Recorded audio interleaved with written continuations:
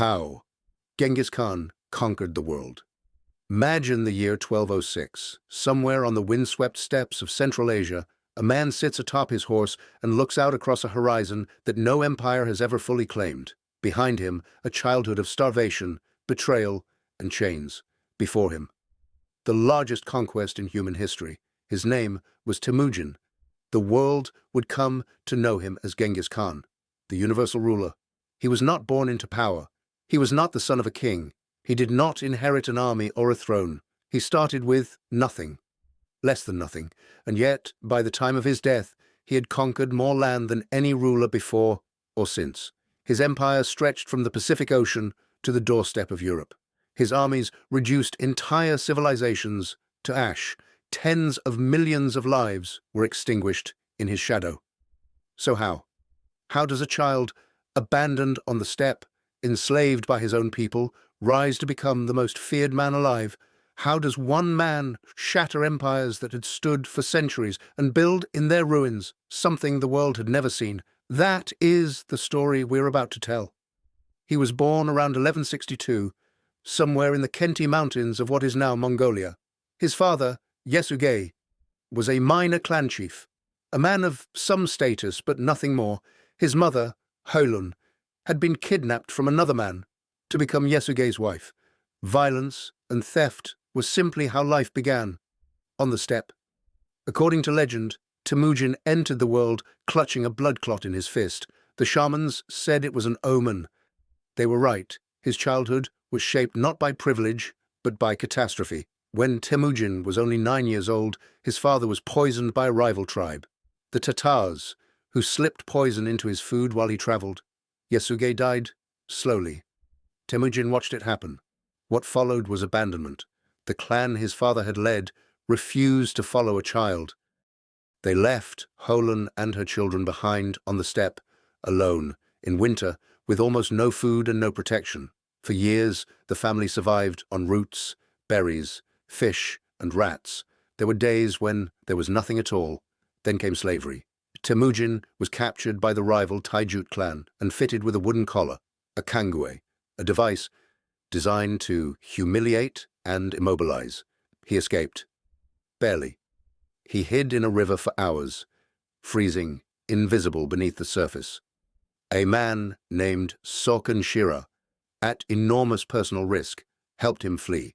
He was also, as a young teenager, watching his newly betrothed wife, Borte, be kidnapped by the Merkit tribe in revenge for his mother's own abduction years earlier.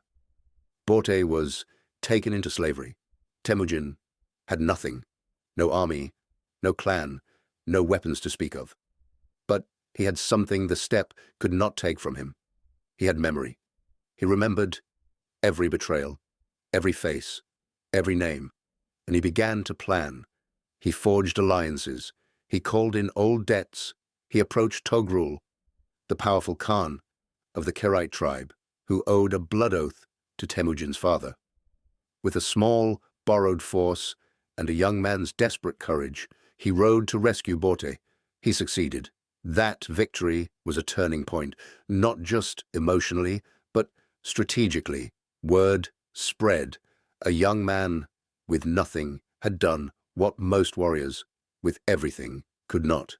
He had struck the Merkits and walked away. People began to notice. People began to follow. The Mongolian steppe in the late 12th century was a fractured, bloody landscape. Dozens of tribes. The Merkits, the Naimans, the Tatars, the Kerate, the Taijut fought constantly over land, livestock, and revenge. Alliances formed and shattered like ice in spring. Loyalty was purchased, never given. Into this chaos, Temujin brought something radical, a new kind of order. Most Mongol leaders organized their forces around blood. Family clans, tribal lines, inherited allegiances. Temujin broke this entirely. He promoted men based on merit and loyalty, not birth. A soldier who distinguished himself in battle could rise to command hundreds, then thousands, regardless of where he came from. A slave who proved loyal could stand beside a nobleman. This was revolutionary. It meant the best men rose, It meant loyalty flowed upward, to him, rather than outward to clan structures that could fracture under pressure. His men were not fighting for their tribe, they were fighting for Temujin. He also understood the power of complete loyalty and complete consequence. Those who stood with him received everything: protection, wealth, status, honor. Those who betrayed him received death, swift, total, and absolute. There was no middle ground in Temujin's world. One by one, through military force, strategic marriage, diplomacy, and sheer psychological dominance, he began absorbing the tribes of the steppe. Old enemies became vassals.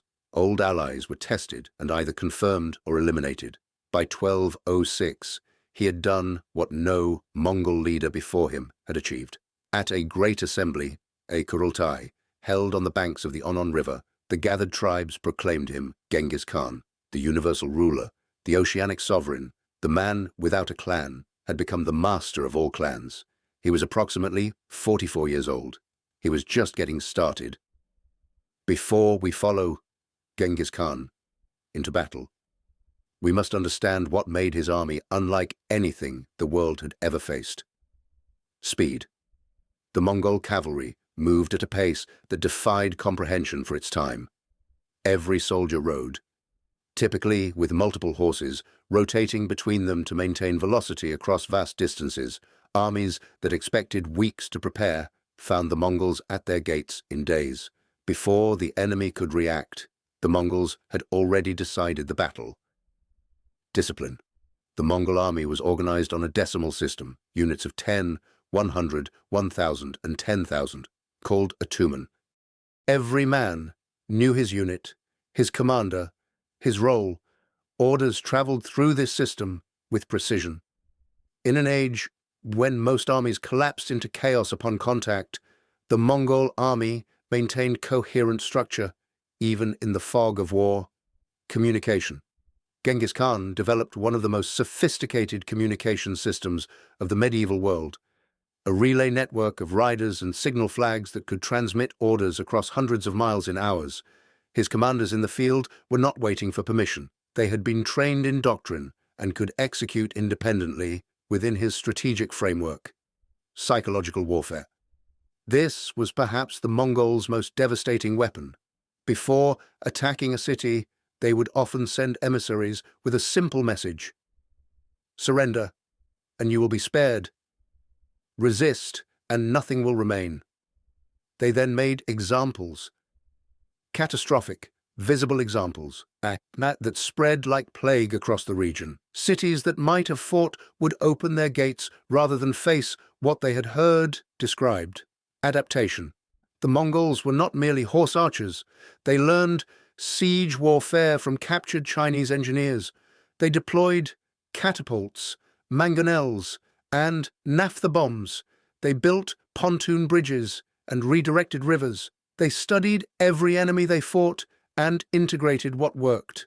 They were, in essence, a learning army, evolving with every campaign.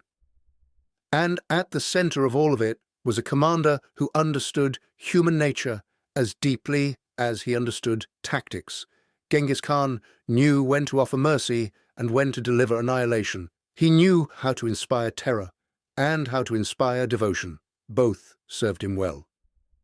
With the Mongol tribes united beneath his banner, Genghis Khan turned his gaze outward. His first major campaigns were aimed at the settled civilizations that bordered the steppe, and they would reveal, in miniature, everything that was about to happen on a continental scale. The Xixia Kingdom of northwestern China was first. The Tangut people had built a prosperous state between the Mongols and the great Chinese empires to the south. They had walls, cavalry of their own, and centuries of statehood. Genghis Khan attacked them in 1209. He took their border fortresses, flooded their valleys, and extracted tribute and submission. The Tangut did not disappear yet. That would come later. But they learned their first terrible lesson about Mongol persistence. Then came the Jin dynasty, the rulers of northern China, one of the wealthiest and most sophisticated states in the world. The Jin had long treated the Mongols with contempt, extracting tribute, and manipulating tribal politics to keep the steppe divided. Now the steppe was not divided. Genghis Khan invaded in 1211, and the Jin would spend the next 2 decades learning what that meant. His cavalry poured through the passes of the Great Wall. They did not conquer every city immediately. The sheer density of China's urban civilization required time and siege expertise that the Mongols were still refining, but they devastated the countryside, shattered field armies, and extracted enormous wealth. By 1215, Beijing itself, then called Zhongdu, fell. The Jin emperor fled south. The city burned. The world was beginning to understand that something had changed. An empire that had humiliated the Mongols for generations now watched its capital reduced to ruins. And Genghis Khan had barely begun. If the campaigns against Xixia and Jin were the opening movements of a symphony, what came next was the crescendo, and it began with a caravan. In 1218, Genghis Khan sent a trading delegation to the Khwarezmian Empire, a vast Islamic state that stretched across modern-day Iran, Afghanistan, and Central Asia. It was one of the most powerful empires in the Islamic world, ruled by Shah Muhammad II. The delegation carried goods and, more importantly, a message. Genghis Khan desired trade and peace. He referred to the Shah as his most cherished son, a diplomatic overture in the language of steppe politics. The Shah had the delegation massacred. The governor of the border city of Otrar, suspecting espionage, executed the merchants and sent their shaved heads back as his reply. Genghis Khan sent a second delegation, asking for justice. The Shah had those envoys killed as well. It was a catastrophic miscalculation. The Shah had mistaken restraint for weakness. What followed was not merely war, it was something closer to erasure.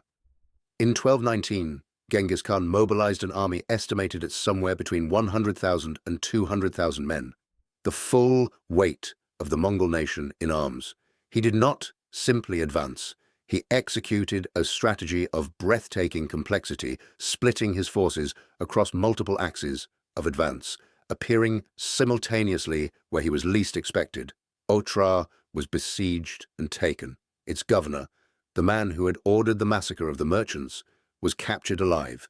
He was executed by having molten silver poured into his eyes and ears, a poetic justice in the brutal language of the steppe. Then the great cities fell. Samarkand, one of the crown jewels of Islamic civilization, a city of 1 million souls, its minarets visible for miles across the desert, fell in 1220. Its defenders were slaughtered or enslaved. Its artisans were sent east to serve the Khan.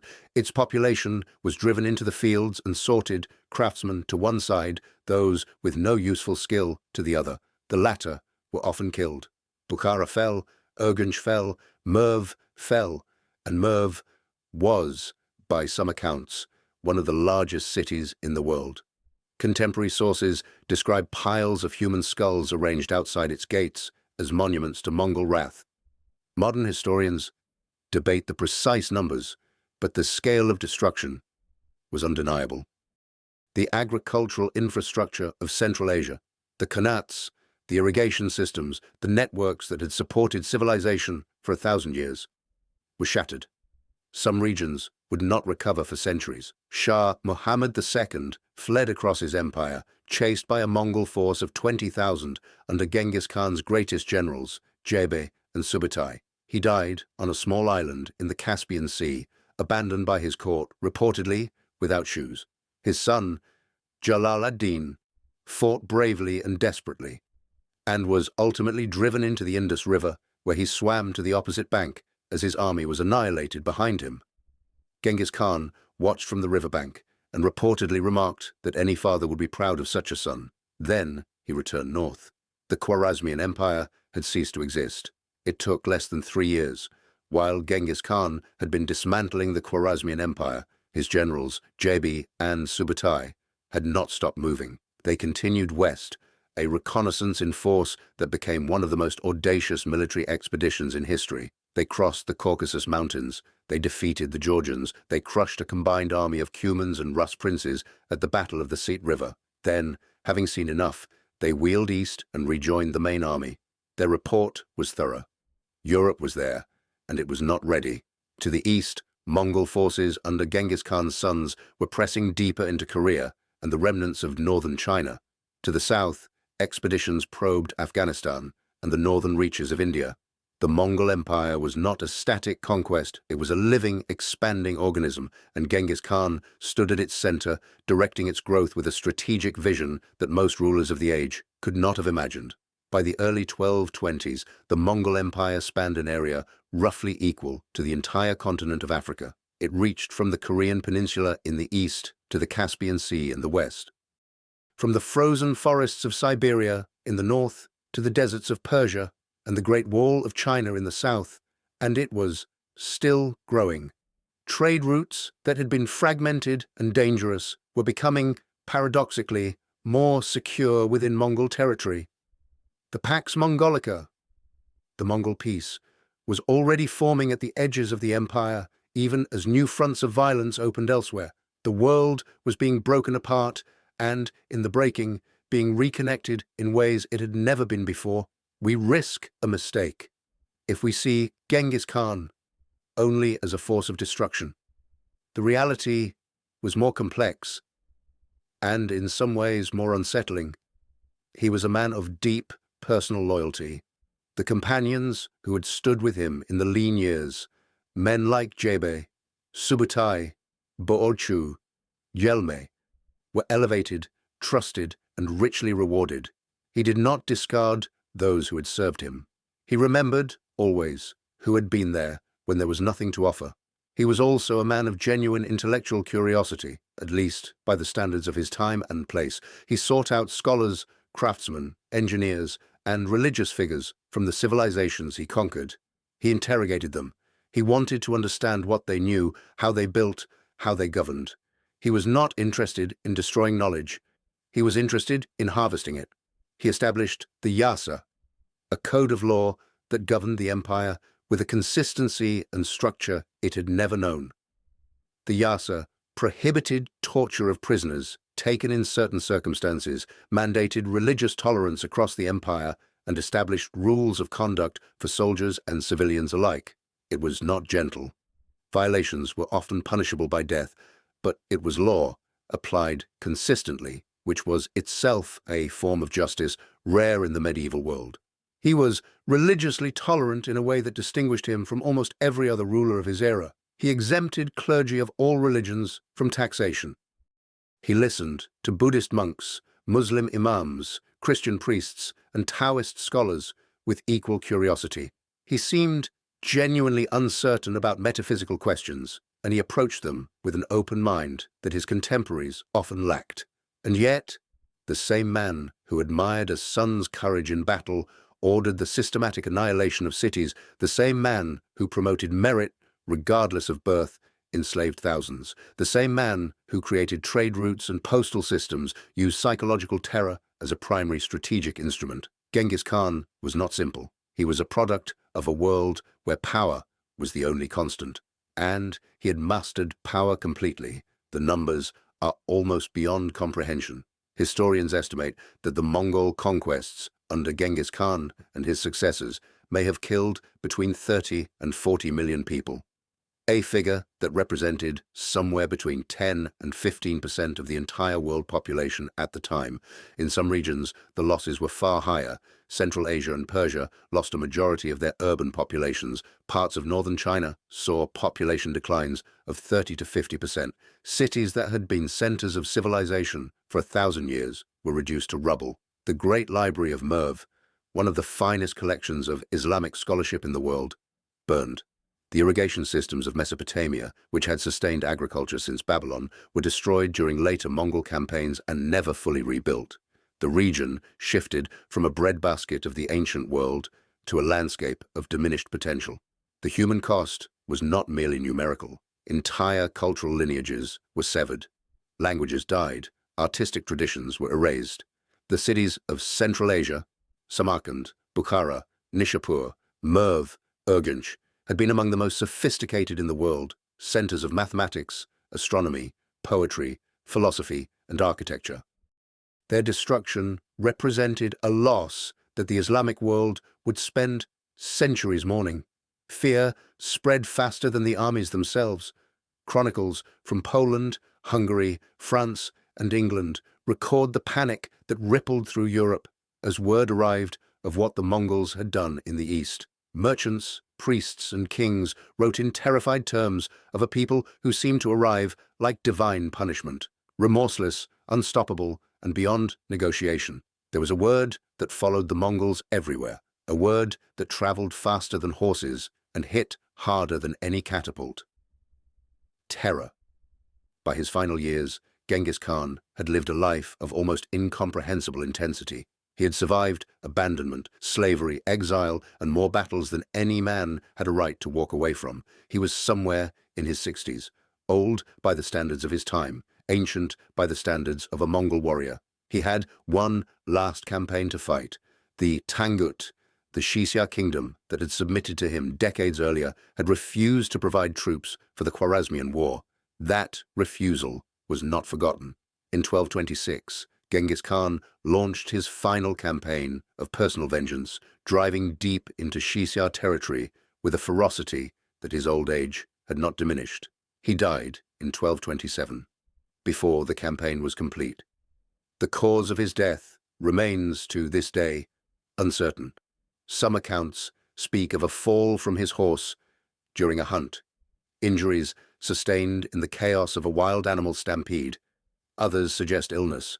Some medieval sources hint at assassination. No definitive answer has ever been established.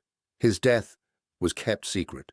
His body was carried back across the steppe by a column of soldiers who killed anyone they encountered along the route, so that no one would know the direction of his burial, so that no enemy could desecrate his grave, so that no army could locate the tomb and the treasures within it.